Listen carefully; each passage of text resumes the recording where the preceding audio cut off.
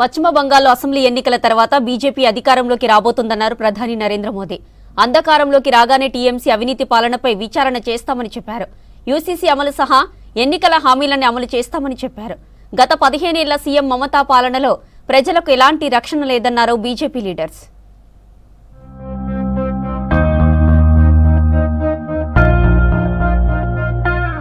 పశ్చిమ బెంగాల్లో మే 4 తర్వాత బీజేపీ సర్కార్ రాబోతుందన్నారు ప్రధాని మోదీ. బెంగాల్ ప్రజలు మార్పు కోరుకుంటున్నారని చెప్పారు. అసెంబ్లీ ఎన్నికల ప్రచారంలో విస్తృతంగా పాల్గొంటున్న ప్రధాని సిలిగురి రోడ్ షోలో పాల్గొన్నారు. బెంగాల్లో బీజేపీకి ప్రజల ఆదరణ చూస్తుంటే ఆశ్చర్యంగా ఉందన్నారు. ఇంత ఉత్సాహం గుజరాత్లో కూడా చూడలేదన్నారు మోదీ. పశ్చిమ బెంగాల్లో టీఎంసీ అవినీతి సిండికేట్ సర్కార్ను ఓడించడమే బీజేపీ లక్ష్యమన్నారు ప్రధాని మోదీ. తమకు దేశ భద్రతే ముఖ్యమని, ఎన్నికల్లో గెలిస్తే యూసీసీ అమలు చేస్తామని చెప్పారు. ముర్షిదాబాద్లో ఎన్నికల ప్రచారం చేసిన ప్రధాని టీఎంసీని ఓడిస్తేనే బెంగాల్లో మహిళలు సురక్షితంగా ఉంటారన్నారు. బెంగాల్ను సవాల్ చేసిన బ్రిటిషర్లను ప్రజలు తరిమి కొట్టారన్నారు. ఆ తర్వాత కాంగ్రెస్ వామపక్షాలను జనం ఓడించారని చెప్పారు. ఈ ఎన్నికల్లో టీఎంసీ అహంకారాన్ని బెంగాల్ ప్రజలు దించుతారన్నారు మోదీ.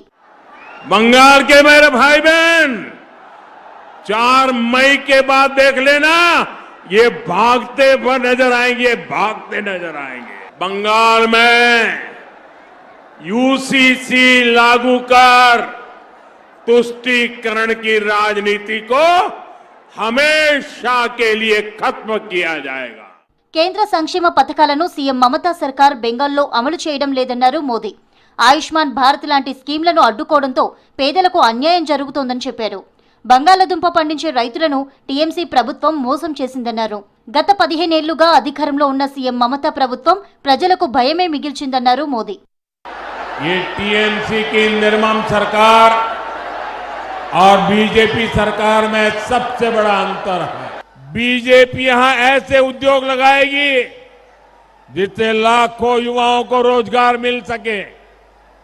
साथ ही बंगाल बीजेपी ने बेरोजगार युवाओं के लिए भी मदद की घोषणा की है. పశ్చిమ బెంగాల్ ప్రజలు సీఎం మమతా బెనర్జీ కుటుంబ పాలనతో విసిగిపోయారన్నారు కేంద్ర మంత్రి అమిత్ షా.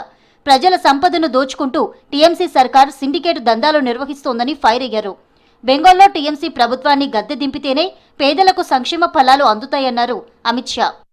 एक बार ममता को उखाड़कर भाजपा की सरकार बनाओ, सिंडिकेट को उल्टा लटका कर सीधा करने का काम हम करें.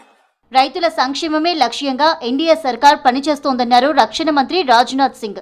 కొంత నిధుల కొరత ఉన్నప్పటికీ గ్రామాలకు, వ్యవసాయ రంగానికి ఇంకా చేయాల్సింది చాలా ఉందని చెప్పారు. మధ్యప్రదేశ్లోని రైసన్లో పర్యటించిన రాజ్నాథ్ ప్రతి రైతుకు మద్దతు ధర అందేలా మోదీ సర్కారు కృషి చేస్తోందన్నారు. अब सरकार ने लाखों करोड़ों रुपए खर्च करके गांवों को शहरों से जोड़ा है और सरकार ने बिजली के कनेक्शन घर घर तक पहुंचाए हैं ताकि किसान यदि बिजली के माध्यम से सिंचाई करना चाहता है तो ठीक तरीके से बिजली के माध्यम से भी वह सिंचाई कर सके. పార్లమెంటు ప్రాంగణంలో ఆసక్తికర సన్నివేశం జరిగింది. ఎప్పుడూ ఒకరిపై ఒకరు ఆరోపణలు చేసుకునే ప్రధాని మోదీ, ఎల్ఓపీ రాహుల్ గాంధీ కొద్దిసేపు సరదాగా మాట్లాడుకున్నారు. మహాత్మా జ్యోతిబా పూలే జయంతి సందర్భంగా పార్లమెంట్ ఆవరణలోని ప్రేరణా స్థల్లో స్పీకర్ ఓం బిర్లా, నడ్డాతో పాటు రాహుల్ గాంధీని పలకరిస్తూ ముందుకు వెళ్లారు మోదీ. ఆ తర్వాత మళ్లీ వెనక్కి వచ్చి రాహుల్తో ప్రత్యేకంగా మాట్లాడారు.